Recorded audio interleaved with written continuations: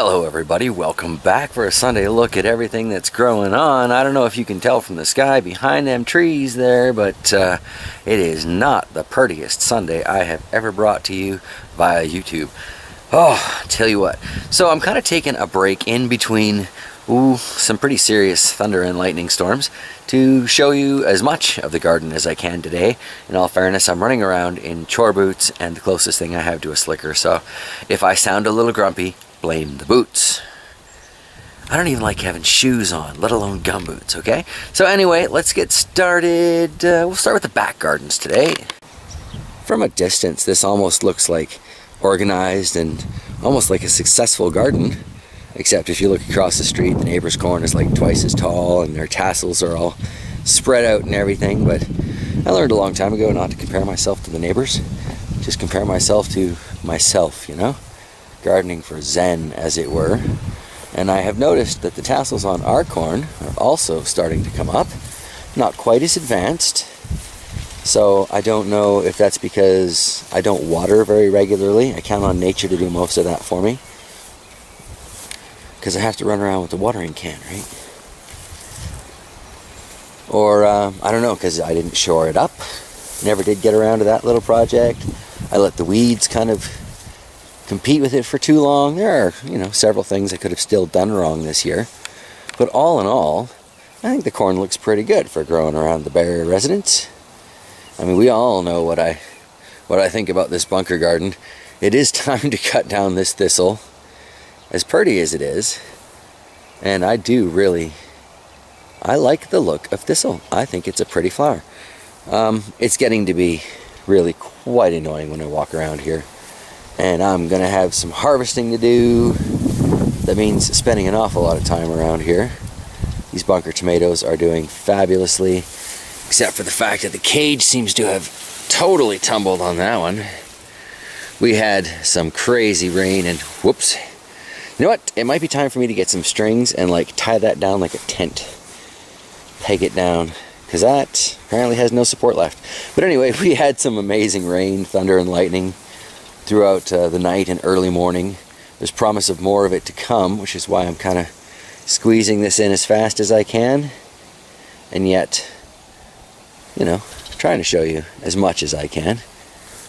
Yeah, oh, some nice looking tomatoes revealed on that sucker, even since yesterday. But I guess it's a different angle, right? Life is how you look at it. Here's a look at the carrot patch for this week. I have gotten around to mulching it, so it's much, much easier to see what the carrots are looking like.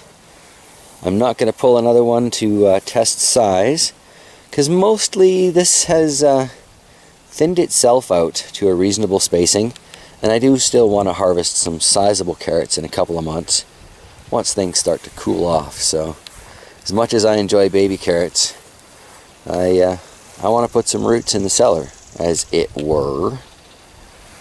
Oh, yes. Pepper patch, we've looked at this quite recently. Seems to have survived the storm fairly well. I think that Scotch bonnet might even be stronger. Huh. I guess it likes the light qualities of lightning. That or it likes the deep concert sound of the thunder. Now, yesterday I thought I noticed something of interest here. Well, it still seems to be here. At the very end of this vine we have what I believe to be the beginning of a spaghetti squash. So, still July. I might have time. If I can get at least one, I will be happier than getting none, obviously. Don't see much happening on the acorn squash there beside it. And I see nothing happening on the pumpkins. And I still need to plunk that sucker in there a little bit better. Actually, might as well give up on that. Pretty soaked now. So forgive me for doubling back, because I hate doing this when I'm grocery shopping and stuff, but I took a look at the corn from this angle, and I can see the roots are all becoming very exposed. Now, I don't know if that's because it's forcing itself up, or just soil erosion is taking it away, but I'm guessing that wouldn't be a problem if I had in fact bunkered them in, hilled them up a little bit, whatever your preferred expression is, then those roots would be covered up. So, I think I know what I'm doing tomorrow. 'Cause I ain't doing it in this weather, that's for sure. Yeah, definitely need to get on that project. Okay, the weed collection is doing well. That sounds terrible to describe it that way, but yeah, anyway, that garden's doing very, very well. I need to come in and harvest a bunch more of these dandelions, get them drying nice and slow, keep those nutrients a-growing. This little volunteer chard here. This thing is doing well. Apparently, chard really likes to grow on this property, so I may be able to plant that just about anywhere. The knot of pepper here that I still think is suspiciously eggplant-like is continuing to show signs of being an eggplant. I have no flowers, I have no fruit. Traditionally, that's what happens with eggplants around here. So, I'm just going to have to wait that one out and see. Leftover patch, and all of its associated stupid white flies. The little white butterflies can just bugger off, in my opinion. But as long as they only eat the leaves and they leave everything on the stems alone, I guess ultimately I'm a happy camper. Go ahead, ravage the leaves.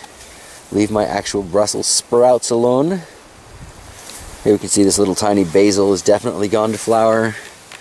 Basil's an interesting plant. You can't really mess with its biological clock. If you want to grow a second patch of basil in the year, you really just need to start from seed, because you don't seem to be able to just pull that one back. It's that black zucchini that I planted. That's not a bad looking specimen, really. Alright, carrying on. The potato tomatoes seem to be pretty happy after that storm. That's nice to see. We took a look at most of these maters yesterday. You can see that little tiny rhubarb is really starting to grow up over the last year or so. Looking forward to putting a little bit more mulch in there. Hopefully the worms will work it over, give it some nice soil. Might be one of the first things I fertilize with the effluent when I get started on the biogas projects. Yes, I'm still obsessing about that. Anyway, yeah, so we can pretty much skip the tomatoes. You know what I haven't shown you is Troll's garden. I set these guys in to water up last night, not expecting that rainstorm. So I guess I'm going to have to dump that out in a minute, because I'm sure they're thoroughly watered. But I got something very interesting going on with the bottom leaves on these tomatoes. Not thrilled with that. Not sure if it's a nutrient deficiency or what. But I'm going to be keeping my eye on that over the coming days and weeks. Mint bin here, that was a very good choice. That mint seems very happy. Here we have the mouse melons, also known as cucamelons. This is an interesting plant. Rob Bob warned me when he sent me the seeds for this initially that it's very slow to get started. But once it gets started, it goes crazy. And we can see here that this is clearly the case. You've been watching along with me as it's been growing, and in the last, I'd say 2 weeks, it has easily doubled in size, and it has put on so many of these little tiny cucamelon starts. Like, compare it to my finger. Do you understand, for those of you who haven't seen these before, why I generally refer to them as like Lego man sized watermelons? They are adorable. They just explode in your mouth. This wonderful little crunch that goes along with them. I'm very much looking forward to saving some localized cucamelon seeds from these this year. That said, I already gave the first ripe one to my lovely lady. But, let's see if I can get this. You can see a slightly larger one here. There are plenty more, so I'll have lots of opportunity to get seeds from that. Very exciting to me. Not exciting at all.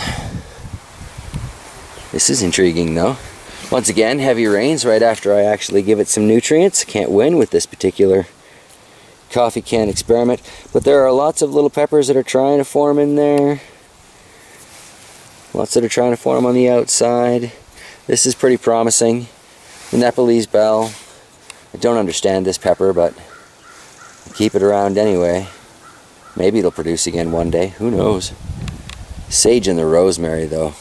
Wow, that sage. That just... wow. I am so excited to weigh out the harvest from that this fall. I have decided only to harvest what's necessary, you know, like if we happen to have a turkey or whatever between now and probably October. Then yes, we'll come harvest some sage then. But otherwise, I'm really curious to see what the total harvest of this year is going to be, all as one number. Very exciting. Got the dark opal sage. Dark opal sage would be cool. Dark opal basil, you know, is what I actually have here. Again, you can't fight basil's biological clock, so almost every day I'm out here nipping flowers off this. It's fighting hard to produce seeds for me, which is good because that's what these guys are supposed to do. And I think they're doing it well. Like, if that were a pepper, you see the little stem coming out of it there and the spent flower. I'm guessing that's going to have some seed for me, so patience, not my strong suit, but I'm hoping to grow some of that with this gardening too, right? Like, learn as you grow. We'll take a quick look at the newest raised bed garden here. These tomatoes have all somehow survived their struggle and transplant into such a strange situation. Lots of beans coming up along the back. Not seeing anything yet that I will definitely say is a pea sprout, but it is good to see some life where it's just been that, well, eyesore of a stick pile since we got here. So, yay! Finally fulfilling goals and getting things on the go. Very nice, very exciting. The green zucchini up front here, it's not looking as productive as it has in the past. It seems to be an issue. I think perhaps the wind around this corner is a little bit too much for it, and I may still end up moving it back way over yonder where that other zucchini is growing, because it seems to be doing pretty well there. So yes, we'll just see about you. That's fallow for next year. Got the front garden soil peppers, some very skinny, beautiful looking red demons there. And these ones are still quite slender. I still very much think these are true to the red demon form. So that is exciting. Here we've got the paper lantern that I found that pepper on Friday. Is it still here? Oh, it's still here. And looking good. Come here, you. So yeah, there we go. Lots of flowers on here. Kind of a yellow tint to these flowers. So I guess I'll be looking for more of an orange. I don't know if that actually factors in or not, but whoop, there's another itty bitty pepper in there. Hopefully you can... This plant is not working with me. It likes to hide its fruit. Okay. But the promises of a productive pepper strain definitely seem to be accurate. I can see 3 little tiny pepper flowers just on my fingertip there. Took it a little while to settle in, and it's definitely struggled. We all know about those sapsuckers in my dungeon. Oh, they make great fish food though. Got that matchbox pepper over here. This beauty's going just wild. I tell you what. This is challenging anything I've ever known for productivity on a pepper. And I think if you count flowers and pepper starts, is even challenging the El Oro that's growing from last year. So that is impressive. How about a look at the shard when it's not all wilty? There's the advantage of a rainy day update. It's monsters. This thing is just, it's huge. Goes on forever. Oh yeah. Shocks was talking to a woman in town who apparently makes a relish out of her shard. So that is quite interesting, and Lloyd had an interesting fried shard suggestion the other day. I really like basically substituting this for spinach because I can't grow spinach. And as you can see, kale, as a brassica, gets ravaged. It's kind of a giver though. I mean, in all fairness, I've got canola growing in the field out back, so there are going to be lots of those little brassica moths around. The chard though, they pretty much leave alone. Chard puffs, I think I put a video up about that on the cooking channel years ago. But oh yeah, a little phyllo pastry, a little butter, some cream cheese. I don't know if these cabbages are gonna be worth harvesting when the time comes or not. Just gonna have to wait it out and see. That one there, yeah, right. So clearly the cabbages this year have taught me the value of a screen house and how much I need one of those. Actually, this would be a great place for that too, because it's kind of dead space most of the year. So a little screen house there wouldn't be bad at all. But I still want to put a sunroom in there because I really believe that I can capture a little bit of extra winter sun, and that window there opens so we could like vent that heat into the house and lower the hydro bill. Yeah, it would be good. Natural when possible, right? What we are looking at here is last year's yellow scorpion that by all that's logical shouldn't even be alive, and yet has, I can count at least 3 little tiny flower starts on there. So I guess I should pull out its companion weeds and let it go with what it's got. But I mean, that baffles me.